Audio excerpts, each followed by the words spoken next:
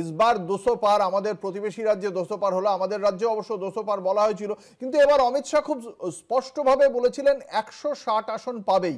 আর যদি 200 পারের কথা যদি আমরা দেখি তাহলে 206টি আসন এর আগে বিজেপি জেডিইউ জোট পেয়েছিল 2010-এ।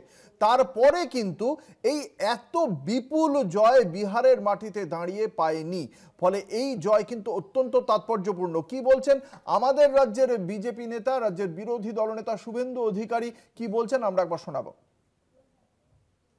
ব্যাপক ব্যাপক ব্যাপক गेरुआ झड़, बिहार का जीत हमारी है, अब बंगाल का बारी है। এবং এখানে অপশাসন, কুশাসন, নারী নির্যাতনকারী, বেকারের চাকরি চুরি করা, হিন্দুদের উপরে আক্রমণকারীদেরকে আমরা হারাবো, পরিষ্কার করব পশ্চিম বাংলায়।